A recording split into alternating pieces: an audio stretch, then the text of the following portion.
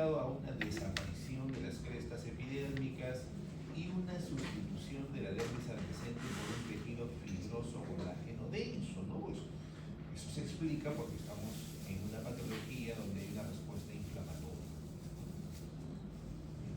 El tratamiento está asociado básicamente a testosterona tópica, ¿no? Testosterona más algunos corticoides que podamos dar. Aquí tenemos la lesión simétrica que se puede extender a las regiones perineales y perianales.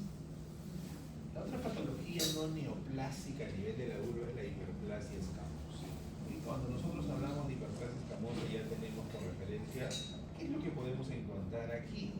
Esta es una patología que suele ser consecuencia del rascado vulvar crónico y que generalmente aparece en pacientes que producen vulvovaginitis a consecuencia de candidiasis a repetición o vulvitis atrófica.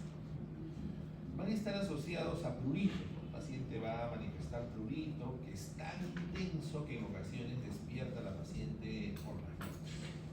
La localización más frecuente de la hiperplasia escamosa son los labios mayores, los pliegues interlabiales, la zona externa de los labios menores e incluso el clítoris. Histológicamente, ¿qué es lo que vamos a encontrar en un preparado histomatológico? Hiperkeratosis. El estratocornio se va a hacer bastante prominente, es una hiperplasia, ¿no? Y esta va a estar caracterizada por el aumento del número de las células. Lógico que a nivel de la piel voy a observar una cantosis, asociado a esta pues a un infiltrado inflamatorio. Tratamiento corticoide principalmente. Y aquí está. Este es una de las... ¿sí?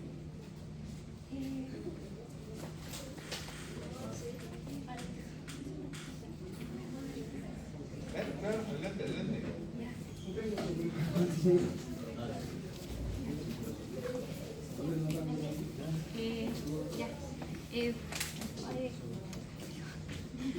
¿Qué tal, compañeros, profesores? Buenos días. El día de hoy está realizándose una campaña de donación de sangre. Está pues dándose frente a la Escuela de Tecnología Médica en la sala de auditoría y queríamos invitarlos a que sean partícipes de esta donación. Ahora, ¿por qué deberíamos donar? Porque cada donación puede salvar a 3 vidas, que en este caso serían a 3 niños. Aparte de que es un acto rápido y también seguro y puedes contribuir a los abastecimientos de banco de sangre. Bueno, ahora los requisitos para donar son que debes tener 18 años para arriba, pesar más o entre 50 kilos y debes presentar tu DNI vigente al momento de realizar la donación. Y el de que en caso deben haber pasado de 4 meses para poder recién donar en el caso de los hombres y 3 en el de... Ya, esta donación será para el Hospital del Niño de San Borja y sería muy bueno que le pudieran ayudar a estos niños que los necesitan. Los esperamos. Recuerden nuestro lema que es donar sangre, salva vidas y están todos bienvenidos a donar sangre. Perdón, ¿hasta qué hora va a estar? ¿Hasta qué hora están? Hasta la tarde, como a las 5, 5. Ya, ok. Muchas gracias. Gracias.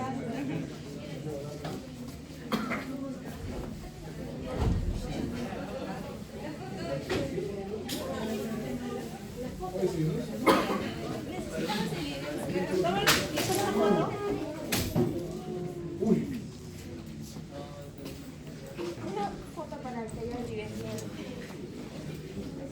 Ya.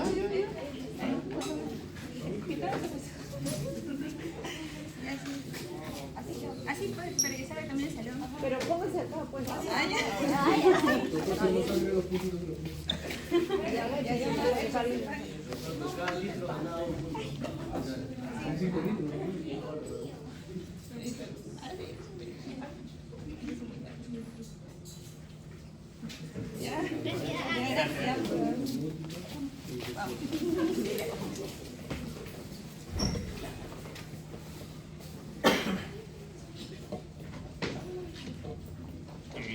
La población en general tiene cierto rechazo a donar sangre y los pacientes toman conciencia de este acto cuando lo necesitan. Recién ahí cuando lo necesitan, ay, sí, es bueno donar sangre, ¿no? Porque cuando hay alguna urgencia, alguna emergencia, vas al banco de sangre en el hospital y las cantidades que hay son poquísimas y te obligan a que lleves a un familiar, a un amigo, a un donante. Entonces, y eso no trae ninguna complicación. No, que mi hemoglobina está en 12.5, en 13. Mañana está, hoy día donan y mañana está normal nuevamente que se vuelva a ese porcentaje. Entonces, es importante ello, más importante todavía por parte de ustedes que van a formar parte del sistema de salud, ¿no? Así que los que puedan y quieran hacer. Bueno, acá vemos, jóvenes,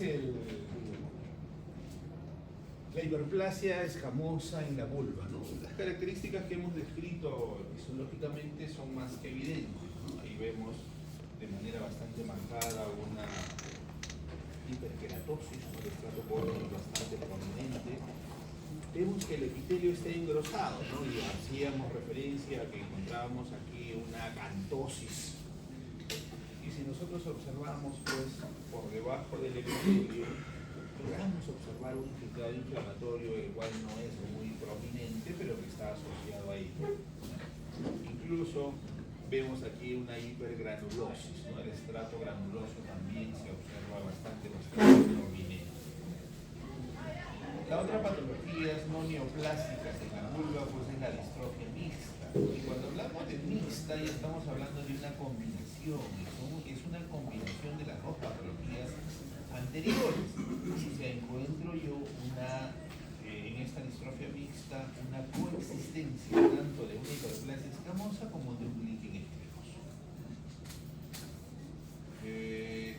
Esto lo observamos islotes de hipercarbonato. O sea, las características histopatológicas van a estar asociadas a una combinación de estas dos, ¿no? Si encuentro hiperplasia escamosa, acantosis, hiperkeratosis, el epitelio va a estar adelgazado y arrugado, ¿no? Entonces hay una combinación de ambas patologías no neoplásicas. Posteriormente, dentro de los desórdenes epiteliales neoplásicos, tenemos a la hiperplasia de Cairás, la enfermedad de Bowen, al propio carcinoma in situ y a la enfermedad de Paget. Vamos a ver acá cada uno de ellos. La neoplasia intraepitelial vulvar intraepitelial agrupa aspectos de lesiones con características histológicas bastante similares, porque todas las que hemos dicho anteriormente corresponden a carcinomas in situ. Y si bien es cierto, la diferencia va a radicar entre las características clínicas que pueda presentar cada una de ellas y asociados a sus grupos etarios, pero los criterios histopatológicos que encontramos en las diferentes neoplasias intraepiteliales vulvares, en este caso, son las mismas. ¿Qué encontramos? Pleomorfismo nuclear, lo que hemos visto nosotros de presentación en nuestro preparado histopatológico del cuello del útero, porque los criterios en la vulva o en el cuello del útero son los mismos, ¿no? Hipercromasia de estos elementos celulares, alteraciones de la maduración del epitelio, pérdida de la polaridad de los queratinocitos, aneuploidia con mitosis y, lógicamente, mitosis analítica, ¿no? Que vamos a encontrar nosotros. Dentro de las neoplasias vulvares intraepiteliales tenemos lesiones escamosas, y las lesiones escamosas o las neoplasias intraepiteliales de origen epitelial escamosas se van a originar pues del epitelio que reviste estas, y vamos a tener nosotros las neoplasias intraepiteliales vulvares indiferenciadas y las diferenciadas. Y tenemos una neoplasia intraepitelial de tipo no específico porque no encaja ni entre las diferenciadas ni entre las poco diferenciadas o indiferenciadas. Pero aquí estamos frente a una lesión que compromete el espesor del epitelio. Las lesiones no escamosas también comprometen el espesor del epitelio, o sea, ahí vamos a encontrar células neoplásicas, pero que estas células neoplásicas no parten exclusivamente de una proliferación de este epitelio que las reviste, ¿no? Y aquí tenemos a la famosa enfermedad de Paget. Cuando nosotros hablamos de la enfermedad de Paget, significa que en el espesor del epitelio de la vulva yo voy a encontrar células epiteliales, pero que provienen de glándulas. Las glándulas anexas al epitelio o a la epidermis van a formar estas células glandulares, que también son epiteliales, migran por los ductos y la voy a ver de localización en el espesor del epitelio, ¿no? Se pueden diferenciar, por supuesto, lo vamos a ver ahorita. Y la otra es que tengo un melanoma in situ de localización también como parte de las lesiones no escamosas en la vulva. Aquí están neoplasias intraepiteliales escamosas, tenemos las indiferenciadas y las diferenciadas. Las diferenciadas no relacionadas al PBH y las indiferenciadas asociadas generalmente a infecciones por el PBH. Por eso es que en la práctica hicimos por referencia que la gran mayoría, casi todo, lo más frecuente de las neoplasias, por ejemplo, esta es vulva, pero el cuello uterino, son asociadas al PBH. Hay algunas que no parten desde ese origen, por supuesto. Los síntomas de ese nivel, prurito, ardor, pareunia, ¿no? O solo la visualización de lesiones, incluso en ausencia de sintomatología. Aquí están, miren, neoplasias intraepiteliales vulvares indiferenciadas. A la vista, pues, nosotros al evaluar eso, observamos que ahí algo malo tiene que estar pasando, ¿no? Son lesiones que suelen ser pigmentadas, a veces multifocales y están asociados también a otras neoplasias intraepiteliales del tracto genital inferior. Aquí están el BIN diferenciado, ¿no? Suelen ser blanco con áreas de leucoplasias sobreelevadas y asociadas generalmente a queratinización. ¿Qué significa?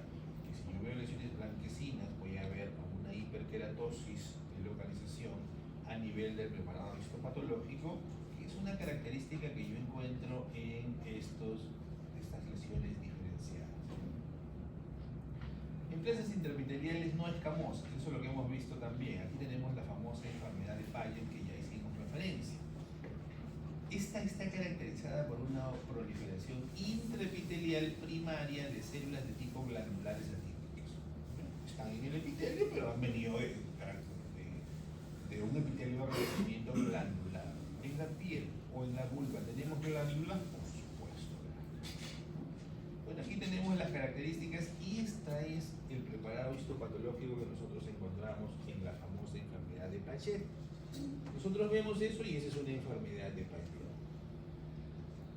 ¿Enfermedad de Paget es mala o es buena?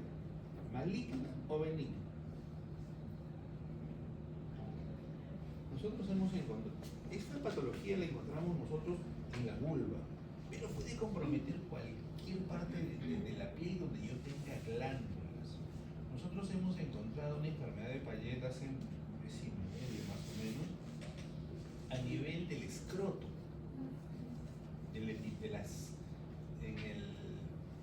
en la piel que reviste pues a los testículos, el escroto, ahí hemos encontrado. Y la característica es la misma que observamos acá. ¿Cómo se reconoce? Muy sencilla. Vamos a ver en el espesor del epitelio unas células neoplásicas que presentan un citoplasma claro, transparente, azulado, ¿no? Así lo vemos. Y este caso fue interesante, no por lo difícil que es establecer el diagnóstico, sino lo raro de la presentación en una enfermedad de Paget en un testículo, o perdón, en la piel que reviste el testículo, en los escrotos, ¿no? Esta es una neoplasia maligna, porque estas celulitas que yo veo aquí, porque es una piel, la piel de vulva, estas, no forman parte del epitelio escamoso. Estas forman parte de un epitelio que reviste glándulas. Puedo encontrar en las glándulas, por supuesto, tengo glándulas sudoríparas, puedo tener glándulas sebáceas, puedo tener o glándulas próximas que hayan llegado estas células a este nivel. Es una neoplasia maligna. ¿Está localizada en la piel? Sí, pero viene de una zona glandular, o sea, no es propio. Por eso que la clasificación la menciona no escamosa, una neoplasia maligna no escamosa, ¿no? Esto puede originar prurito, dolor, la característica de la evaluación clínica que encontramos una lesión roja de características aterciopeladas con un poco de hiperkeratosis eczematosa. Las lesiones eritematosas, ¿no? A la biopsia vemos ello, yo le pido un marcador ahí glandular, como un SEA, y me va a marcar positivo. Que un epitelio escamoso no deberíamos encontrar, pero es más que evidente. Acá tenemos lesiones eritematoescamosas con bordes bien delimitados que tienen como característica una capa blanquecina que las recubre como una película de casco de escamación. Cuando nosotros vemos descamación en cualquier parte de nuestro cuerpo, significa que hay una proliferación o una generación incrementada del número de células a partir de la capa de células basales. Esta tiene un aspecto de eczema y es tratada muchas veces en ojos no experimentados cuando se encuentran en la vulva como cándida. ¿Por qué? Porque las cándidas dan unas lesiones blanquecinas, pero no estamos frente a ese tipo de patologías en este caso. Otra de las patologías epiteliales que no corresponden al epitelio escamoso tenemos el melanoma vulvar, no muy frecuente de presentación, corresponde a un 3% aproximadamente de todos los melanomas.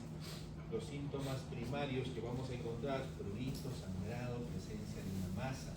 La gran mayoría de estos tumores son amarronados o negros. Y las características que podemos observar aquí van a ser las mismas que hemos descrito nosotros en la piel. La localización principal a este nivel, la gran mayoría de los melanomas vulvares los encontramos de localización en labios menores, seguido de labios mayores y finalmente en el clítoris. Y ahí está.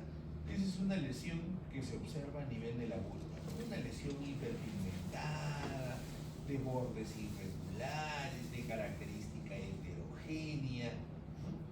Todas aquellas características que hemos descrito en piel las encontramos ahí asociadas a las vulvas. Luego de ello siguen los tumores invasivos. Hoy tenemos el carcinoma de vulva.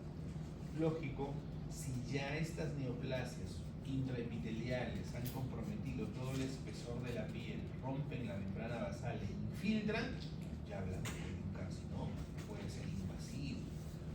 Los grupos etarios, pasados 40 años, ya podemos encontrar esta patología.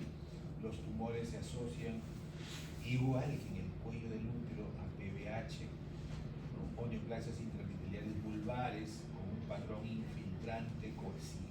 Y las características histopatológicas son las que observamos pues, en todas las neoplasias vaginales. Los síntomas y signos: cambios de color, aspecto, pueden estar asociados a sangrado, prurito, ardor, dolor, ¿no? O presentar una superficie en la piel de color blanco y áspero.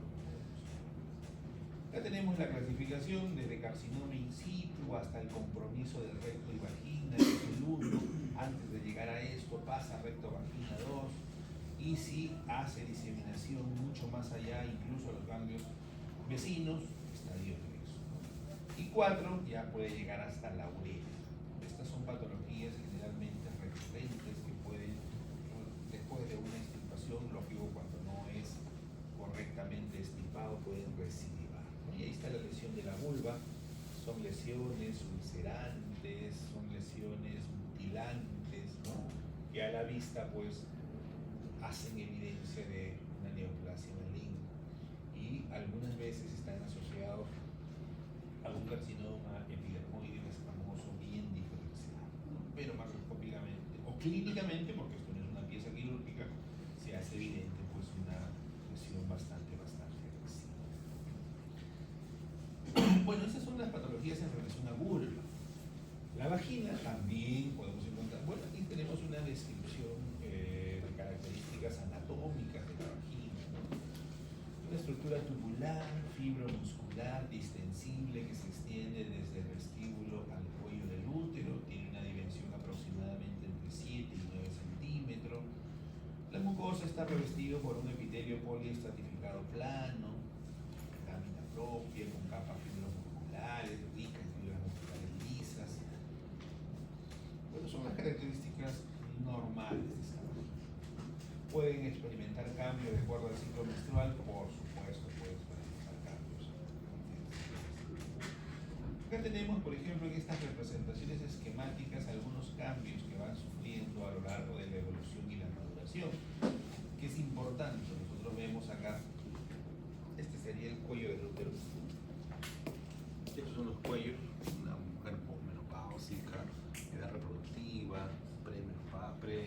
antes de la menstruación.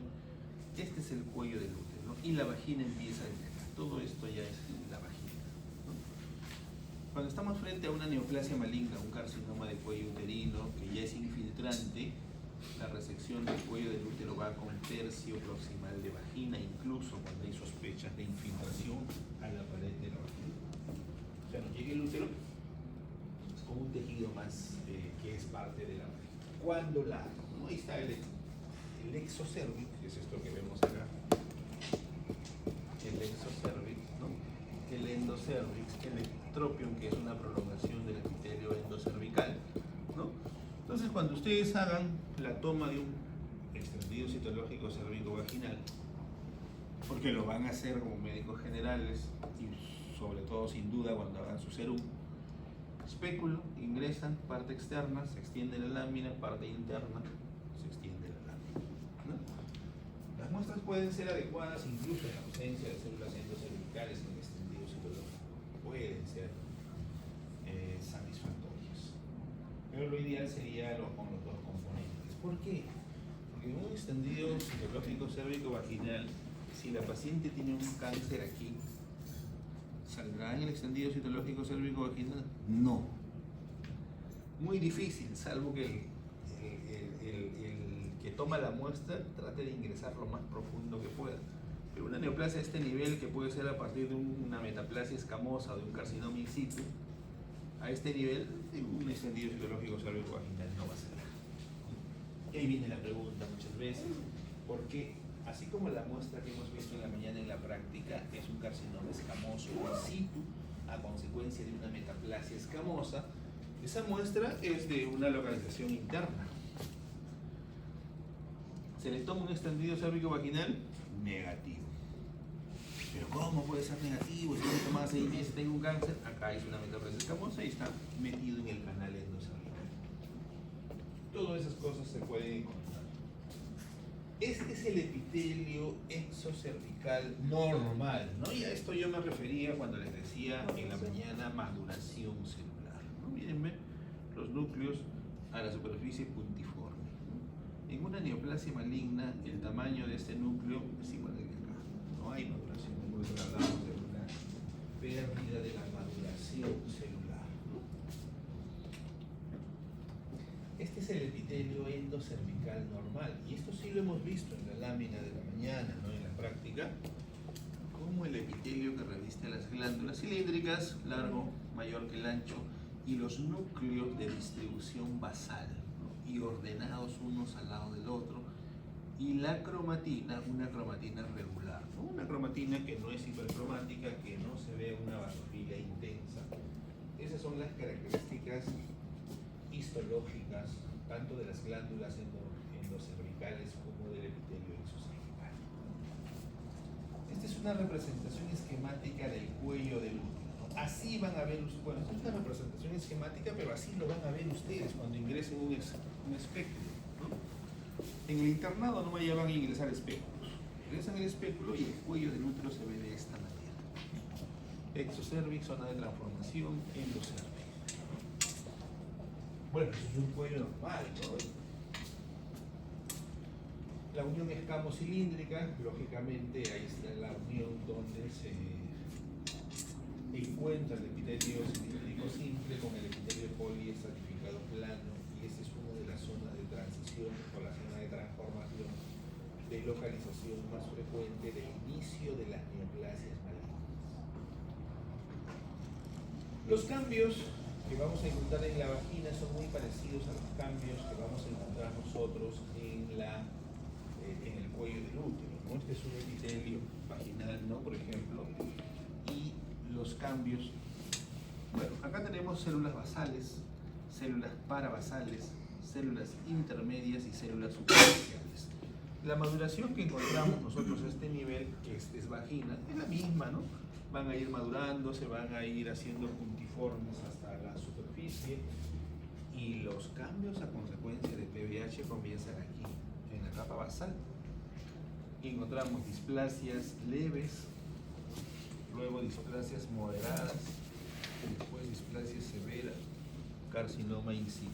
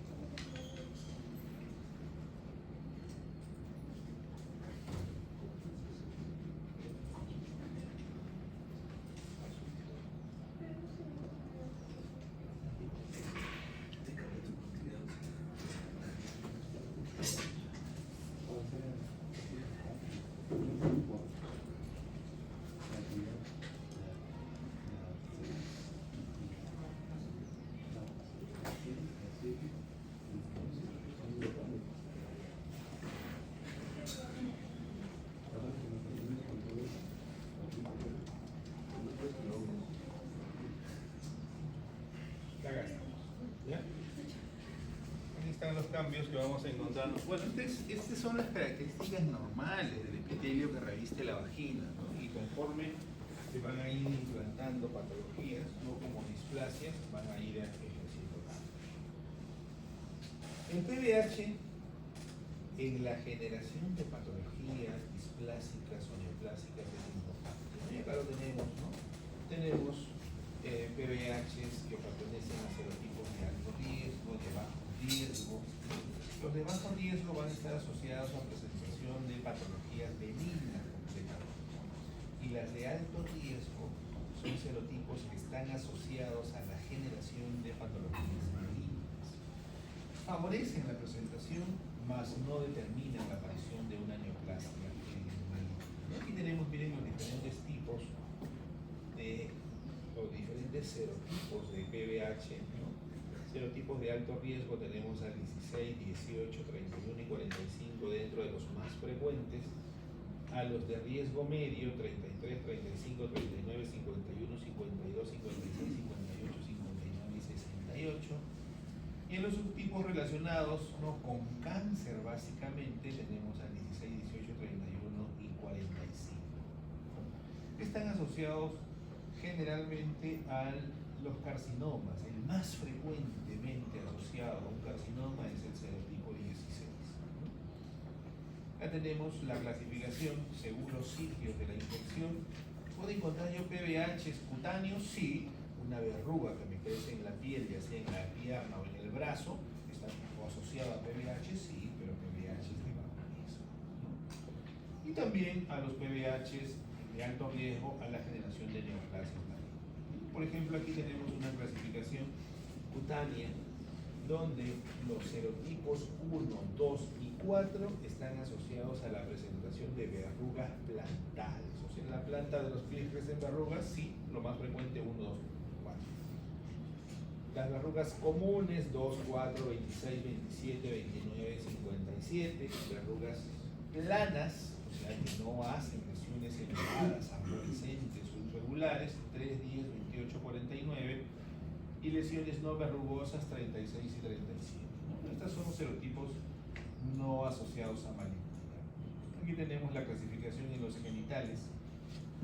¿Ven cómo la asociación a los PBHs en el cuello uterino originan esta imagen? Una imagen, cuando lo vean ustedes por primera vez en el cuello del útero, eritematosa, con vascularización. No se asusten, que está asociado a una cervicitis simplemente. Algunas veces asociadas a PBH, pero la gran mayoría son cervicitis, ¿verdad? Incluso con sangrado a la toma de la muestra de extendido cérvico-vaginal. Ingresan el hisopo, la espátula y sangra un poquito el cuello, y a veces ese sangrado también se lleva a la lágrima. Factores de riesgo para infección por PBH. Lógicamente el número de parejas sexuales es importante, el número de compañeros sexuales. A mayor número de compañeros sexuales que haya tenido la paciente o que tenga, mayor factor de riesgo. La edad, el grupo etario donde hay mayor factor de riesgo para PBH es entre 20 y 24 años. Otro factor de riesgo, inicio de vida sexual temprana. Mientras más temprano inicie la actividad sexual, mayor probabilidad de infectarse con PBH. La raza negra, origen hispano, alteraciones hormonales, conductas sexuales de los compañeros. ¿Qué significa? No por tener solamente un compañero sexual, pero ese compañero sexual tiene múltiples parejas y de igual forma termina siendo, pues, un factor de riesgo. Las pruebas de screening, ¿no? Examen ginecológico anual, que es sencillo, reproducirse, económico, donde se evalúan las hembras cervicales, ¿no? Esta es la clasificación de Bethesda, ¿no? Y la clasificación de Bethesda en el extendido citológico la utilizamos nosotros. Y alguien de ustedes puede decir, sí, ¿para qué la necesito yo? Si eso lo utilizan los patólogos, ¿no? Pero los patólogos emitimos diagnóstico con esto y el reporte lo lee el médico tratante, ¿no? Que con toda seguridad a ustedes les va a llegar cuando sean médicos generales su resultado y le traen cualquiera de estos, ¿no? Así vienen sus resultados, ¿no? Y que saber, pues, ¿no? Que es un ascus, ¿no? nosotros reportamos ascus, ¿no? Y lo pueden mirar el paciente, si que será un ascus. Y entre paréntesis viene esta descripción: células escamosas atípicas de significado incierto. Y doctor, tengo cáncer, le va a decir a su paciente, no tengo nada, ¿qué ha pasado?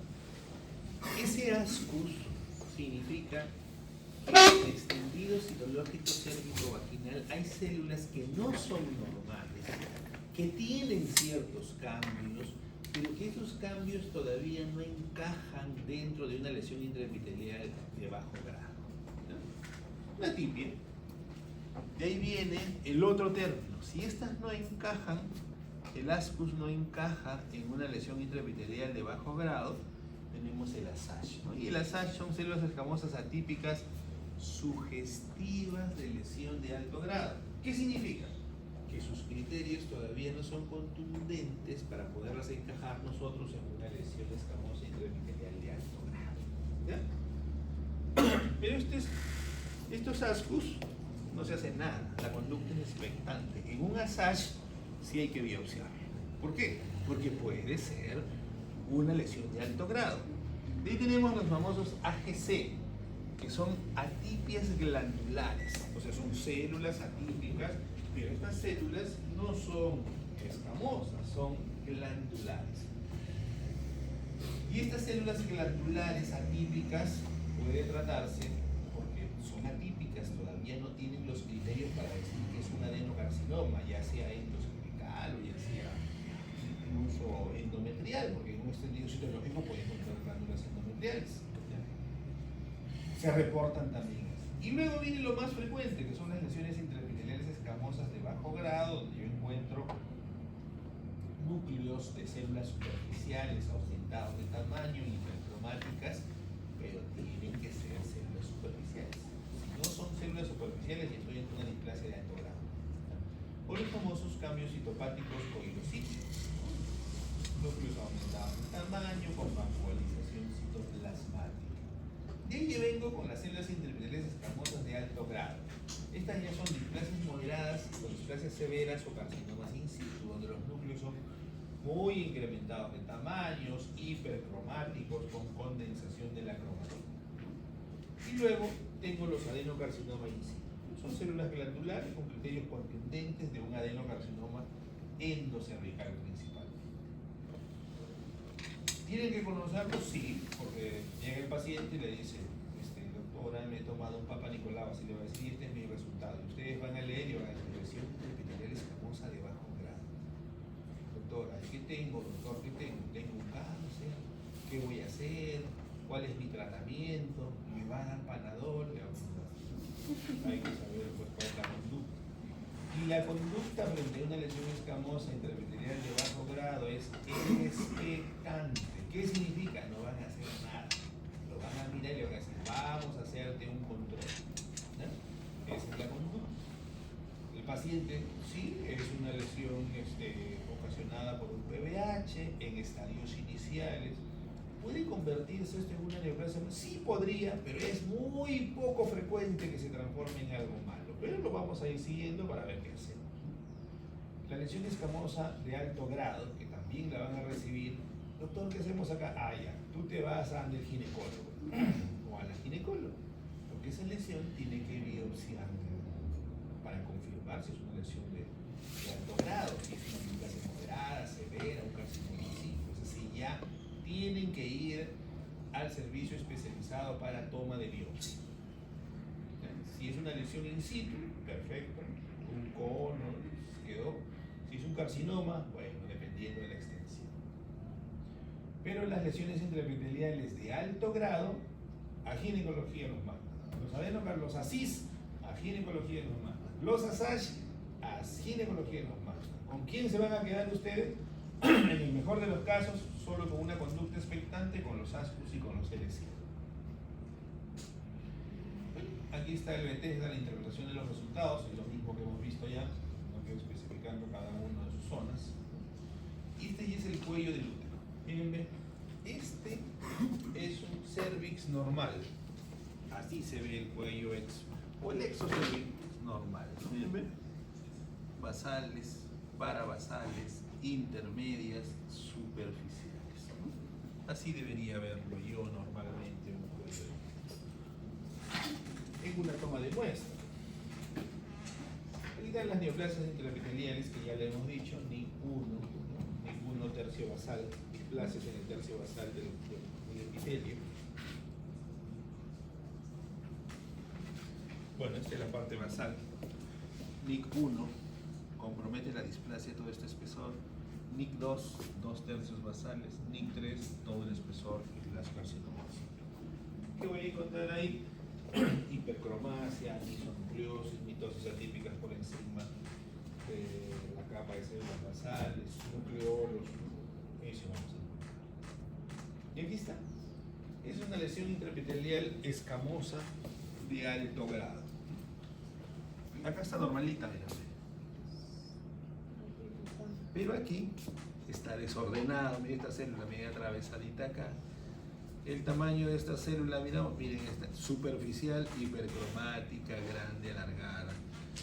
Y una de las características que nosotros observamos siempre es el infiltrado inflamatorio compuesto por linfocitos T, que viene inmediatamente a tratar de que esto infiltre. Porque estos linfocitos T que vienen, hay una célula neoplásica, vamos a eliminarla. No puede, pero siempre la respuesta inflamatoria como parte del mecanismo de defensa está ahí.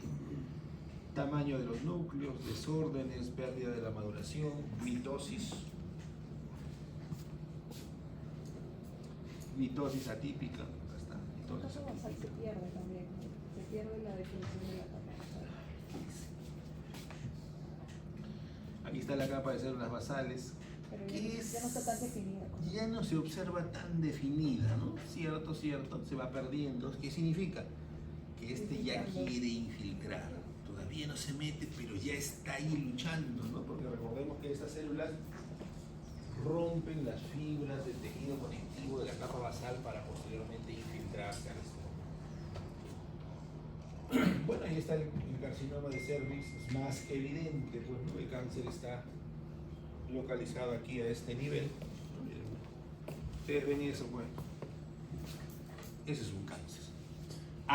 Toman el examen del extendido citológico cérvico-vaginal. Así el extendido citológico le diga, no hay nada, hay mentira, ahí hay algo, ahí hay algo. No lo ha visto, o se ha equivocado, o de repente no le tomé bien la muestra, pero ahí hay. No hay forma de decir, no hay nada. Carcinoma epidermoide puede aparecer a cualquier edad. 3 patrones: rugoso, ulcerado, infiltrante. La histología: el 95% de las células relativamente grandes queratinizadas o no queratinizadas, menos del 5%, son indiferenciadas. ¿Lista? Eso es lo que nosotros vemos en un cuello uterino. Este es cuando es, ¿no? Aquí está, miren, ¿ven? El cáncer, el epitelio, se mete, queratinizante, hace perlas córneas. Algunas veces puede ser queratinizante, otras veces puede ser no queratinizante, o sea, no veo nada de esto. A mayor aumento vemos acá, este es el de tipo queratinizante. Estos son nidos de queratina que encontramos ahí, generalmente asociados a un carcinoma escamoso bien diferenciado. Luego pasamos al útero, ¿no? Bueno, el útero, órgano muscular, la superficie externa del cuerpo está cubierto por peritoneo, tenemos un fondo, cuerpo, cuello. El cuello uterino comienza en el orificio cervical interno, está revestido por el exocervix, endocervix, hay una unión escapulohumeral. Podemos encontrar electropio, o podemos encontrar metaplasia escamosa. Aquí está, este es un corte transversal del cuello del útero. Perdón, del útero. La mitad de un útero, pero partido exactamente en la mitad. Esta es la cavidad endometrial, ¿no? Es el orificio cervix, orificio cervical externo, interno. ¿Cómo hacemos eso nosotros? Muy sencillo. Metemos una pinza por el orificio cervical externo y la pinza nos sirve como guía y lo cortamos exactamente en la mitad. Este es un leiomioma. Los leiomiomas tienen esa característica, ¿no? Lesiones blanquecinas de consistencia firme, ¿no? Está el fondo uterino, las paredes, el exocervix, el cervix. Así los formamos. Ese es un útero pequeño, probablemente haya sido realizada una histerectomía a consecuencia de distopia, ¿no? pacientes de edad avanzada el útero va cayendo, ¿no? Y conforme va cayendo puede originar pues metaplasias escamosas, puede favorecer infecciones urinarias, puede favorecer incontinencia urinaria, ¿no? Se saca el útero, ¿no? Un útero pequeño. Y el hallazgo ha sido este leiomioma. Por este leiomioma nadie le saca el útero. Chiquito, pequeñito, lesión benigna que probablemente si es posmenopáusica ya ni crezca. Nadie le ha sacado el útero por eso. Probablemente se le haya sacado por una distomía. Por eso el leiomioma nadie, no vayan a encontrar en su pacientito alguna vez un leiomioma de 5 o 6 milímetros, hay que sacarte el útero. No es una lesión benigna. Ojo. No, en la foto de patología yo vi un útero ahí que le habían sacado, hay que sacarlo. Bueno, aquí está endometrio, un corte transversal del útero, endometrio, miometrio, perimetrio. Esto es lo que vimos en la mañana, pues, en la práctica, ¿no? Una parte donde vimos la adenomiosis. Veíamos las glándulas acá y veíamos el endometrio por acá, ¿no? Es un corte transversal, ¿no? Del cuerpo uterino. Bueno, aquí están las fases del ciclo menstrual, fase de 1 a 3 días, fase menstrual, de 4 a 14 días la fase proliferativa, 16 la fase ovulatoria y la fase secretora.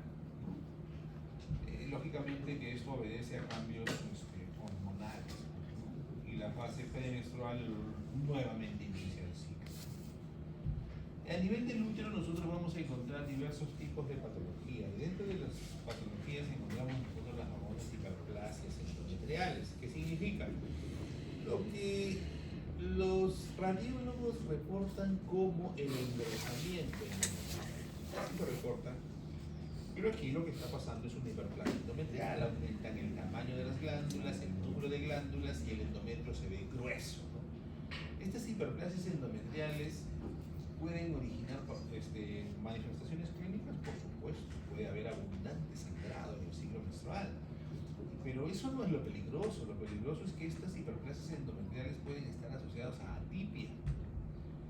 Porque una hiperplasia endometrial normal, pues bueno, ya pues se hace la conducta, se hace un legrado, hacen el reemplazo hormonal y se soluciona el problema. Pero cuando hay atipia, la conducta ya es diferente. Cuando hay atipia, esto podría pasar a formar parte en algún momento de un adenocarcinoma de tipo endometrial, que es el más frecuente, es el de tipo endometrioide, ¿no? Tenemos hiperplasias de bajo grado o de alto grado, ¿no? Esta era la clasificación, la denominación anterior. Ahora es sin atipia y con atipia. El ginecólogo no le importa más. Doctor, ¿hay hiperplasia endometrial? Doctor, ¿tiene atipia? Sí. Doctor, ¿tiene atipia? No. Punto. Porque la atípica sí podría transformarse en un adenocarcinoma, ¿no? Y la hiperplasia endometrial ya ustedes la conocen, ya la han visto. ¿Cuál es la hiperplasia endometrial? La que hemos visto en el pólipo endometrial. Es idéntica, muy parecida. ¿Por qué? Porque el pólipo endometrial también es conocido como una hiperplasia endometrial focal, ¿no? Revestido por su epitelio. Aquí están glándulas de diferentes tamaños, algunas dilatadas, sin cambios displásicos en el epitelio y el número de células en el estroma aumentadas, muy incrementadas, ¿no? Si lo comparo yo con un estroma endometrial normal, este estroma va a estar con hipercelularidad, pero no hay cambios displásicos. El pólipo endometrial lo vimos en la práctica, ¿no? Cuando hemos hecho tumoraciones benignas, aquí está, este es el pólipo, miren, este es igualito el cuello, el útero abierto a la mitad, ingresa la pinza, y aquí está el pólipo. Mencionamos nosotros en la práctica que los pólipos, la localización más frecuente de un pólipo es en el fondo uterino, ¿no? Puede estar en las paredes laterales, sí, pero la localización más frecuente es en el pólipo.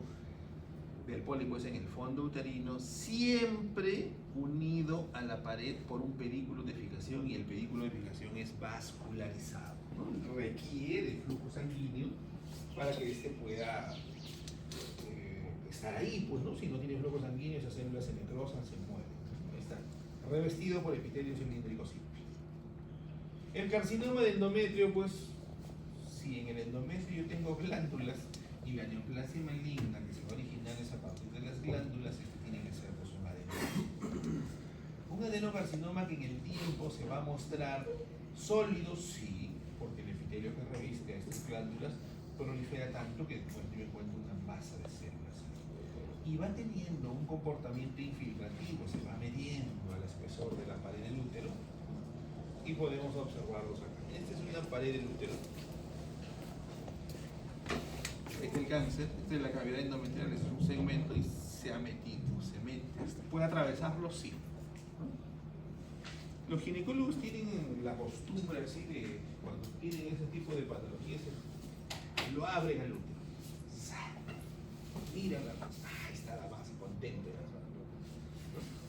Cuando no deberían hacerlo, pero bueno, lo hacen. Por eso es que se ve, aparece en la fotografía este corte. Irregular, tendría que ver solamente el útero, ¿no? Y cuando se abre, fijado en formol al 10%, ya se abre de una manera mucho más detallada, mucho mejor. Y aquí está el adenocarcinoma del endometrio. Glándulas, estructuras redondeadas, con estratificación del epitelio, con hipercromasia. Y una de las características que presentan estas glándulas son que las glándulas van pegaditas unas con otras, ¿no? Que es un criterio de establecer el diagnóstico, se juntan, no dejan estroma entre ellas, ¿no? Cuando nosotros en la biopsia nomás vemos glándulas pegadas unas a otras, pues estamos predispuestos a una neoplasia maligna, independientemente de los cambios atípicos del epitelio que la reviste, ¿no? Que generalmente son atípicos. Miren, ¿ven?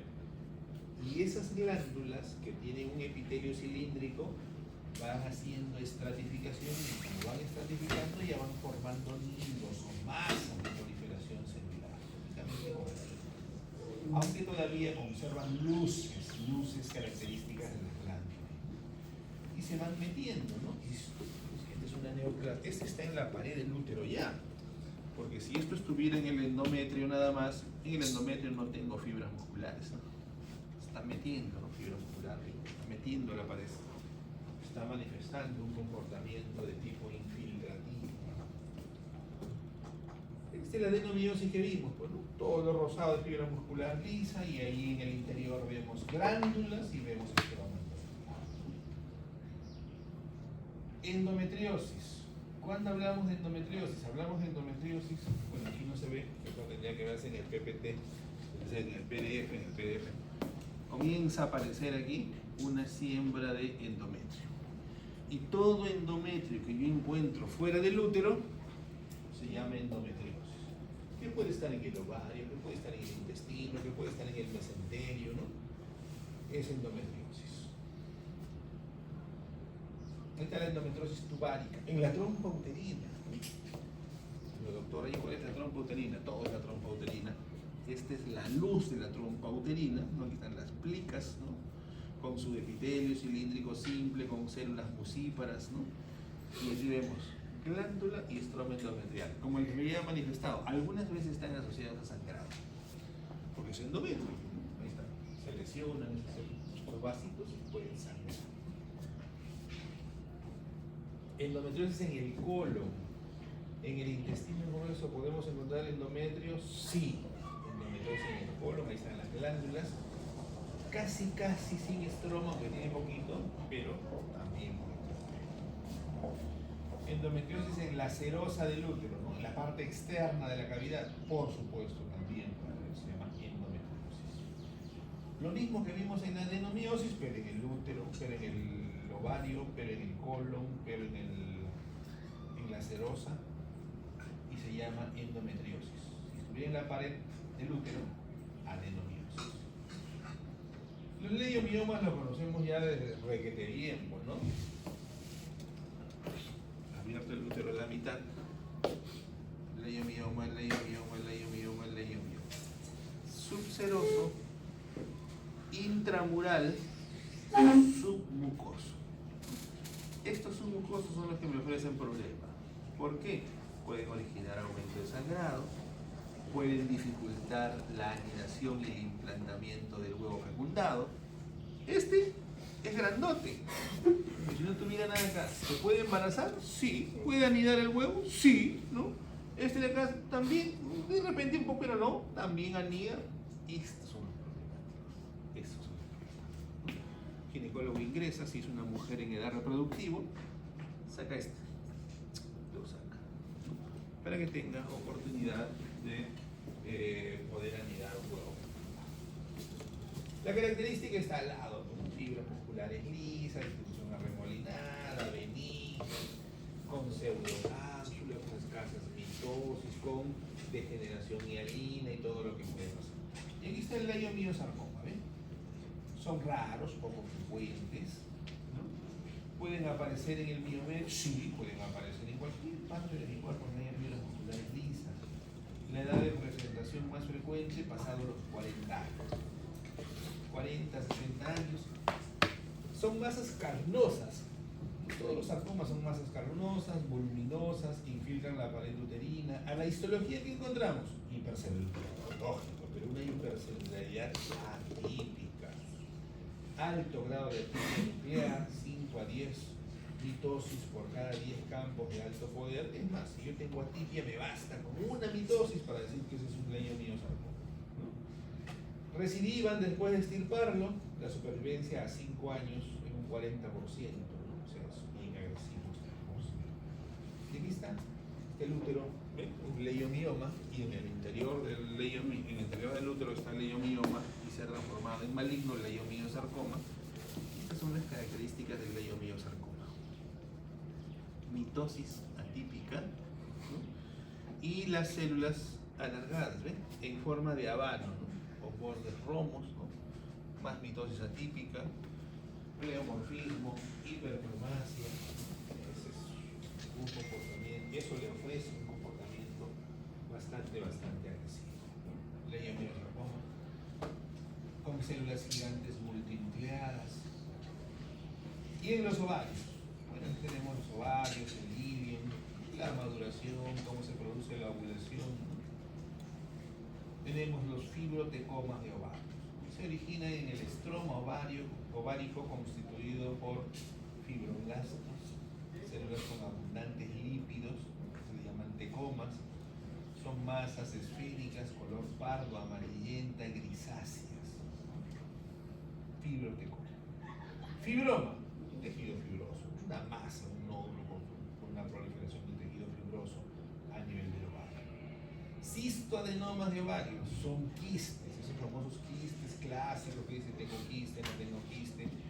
Están revestidos por epitelio cilíndrico simple en una sola capa que forman lesiones tipo quísticas que tienen, para ser llamados cistoadenomas, mayor a 1 centímetro de diámetro. Son patologías benignas, afortunadamente. ¿Pero estos pueden malignizar? Sí. Este epitelio hace proliferaciones turales, se les llama, cuando en la pared del quiste hay unas proliferaciones de tipo papilas, como deditos, van creciendo, y que este revestimiento epitelial va a evidenciar atipia y se le conoce como los famosos cistoadenocarcinomas papilares.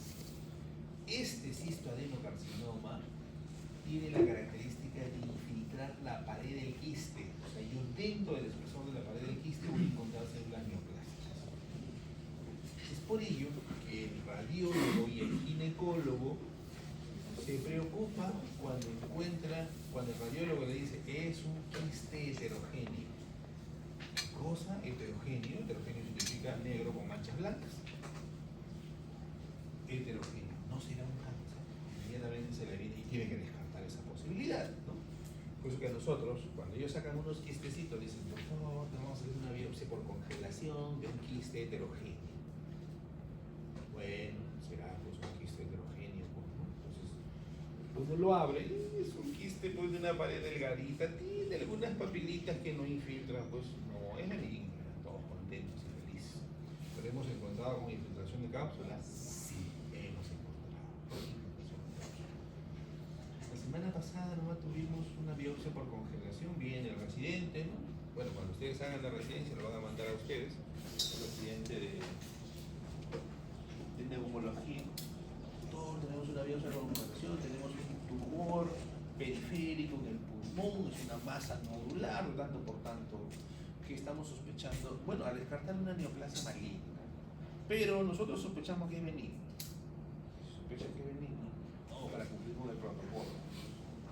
Debe haber una mínima sospecha pues, de una neoplasia maligna, ¿no? Si no, ¿para qué le hago la biopsia por congelación? Porque la biopsia por congelación me va a decir, ¿es bueno o es malo? Viene, nunca llegó la biopsia por congelación a descartar un amartoma, decían ellos.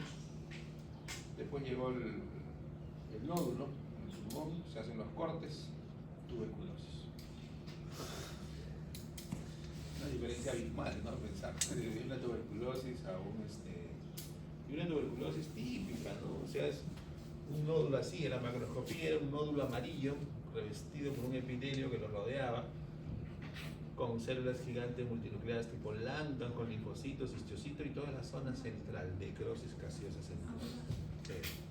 ¿No? Paciente de 25 años. Paciente de 25 años. ¿No? Bueno, una TB, de pensar que era un cáncer, a una TB, premio grande, ¿no? TB, ¿no? Pronóstico bueno, claro que va a tener que recibir su tratamiento, pero bueno. Aquí está el cistoadenocarcinoma de ovario. Zonas de calcificación pueden evidenciar estos cánceres. Sí, lo encontramos. Ponemos el bisturí y nos encontramos como con piedritas. Son estas zonas de calcificación. Son las papilas como deditos. Que en el corte transversal se ven así redondeadas. Células de la granulosa, ¿no? Son el 5% de los tumores ováricos, suelen ser unilaterales, se presentan como masas sólidas y quísticas encapsuladas, color amarillo. Los elementos celulares son pequeños, cuboides, también pueden tener formas poligonales, crecen en forma de cordón o láminas o formando estructuras redondeadas tipo glándulas, ¿no? Que pueden tener una sustancia acidófilas rosáceas. Los teratomas son tumores de células germinales, pueden ser maduros o inmaduros o monodérmicos. La gran mayoría de estos tumores son maduros. ¿Qué significa maduros? Benignos.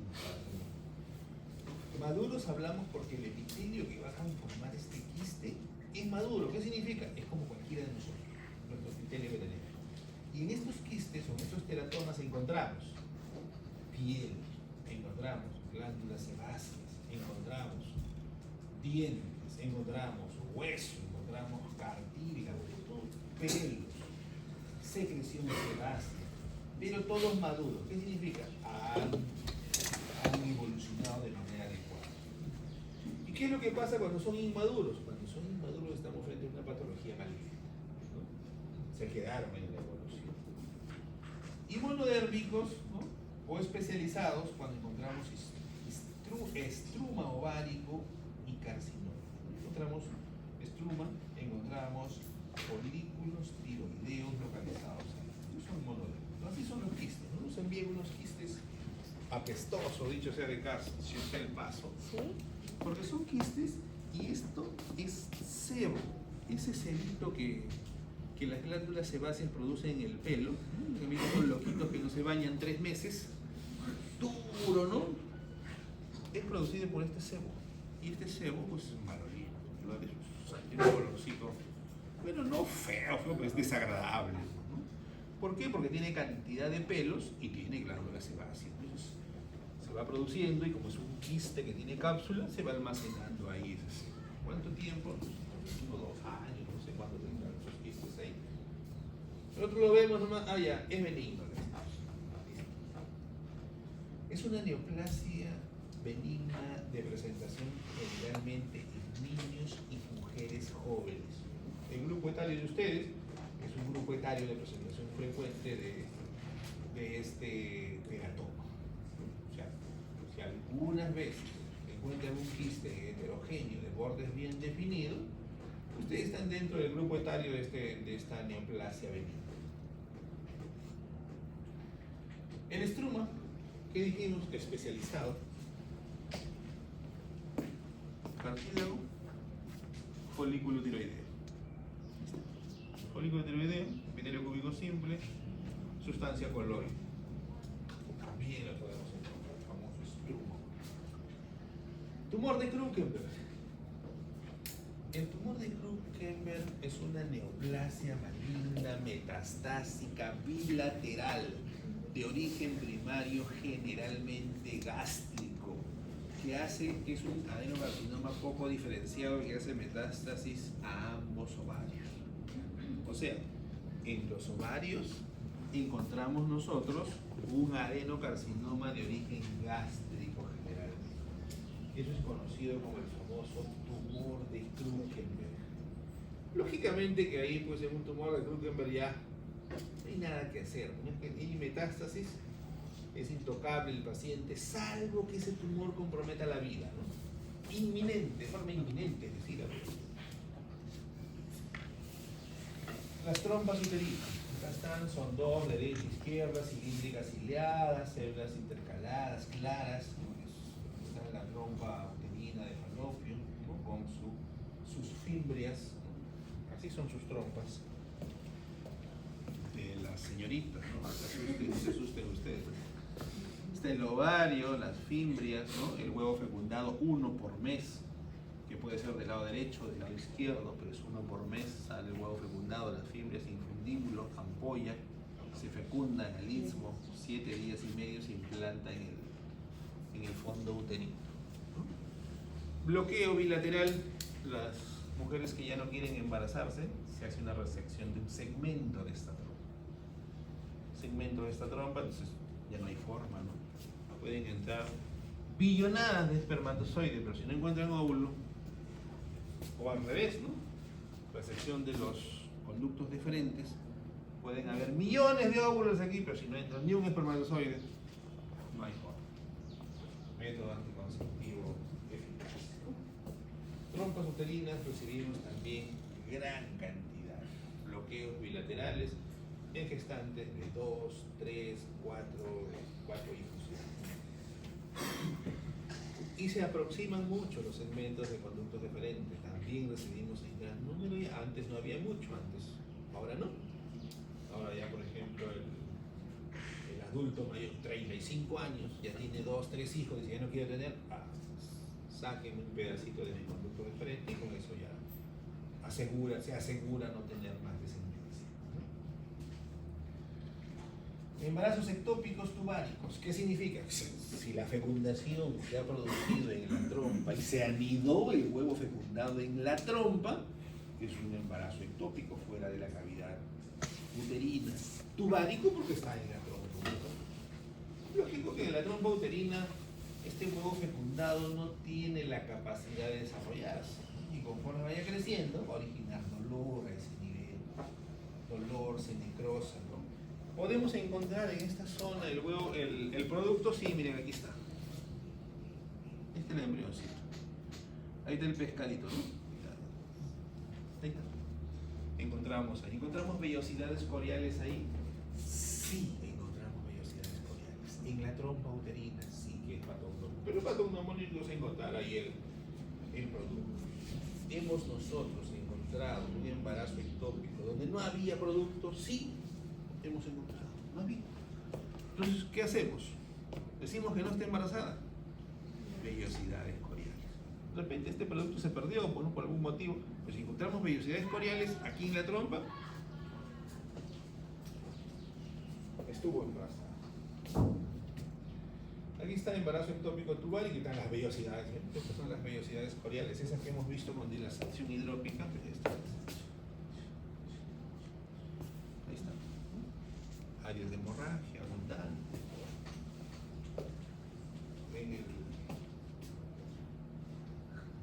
Aquí está. Abscesos tubáricos. Lógico, puedo tener.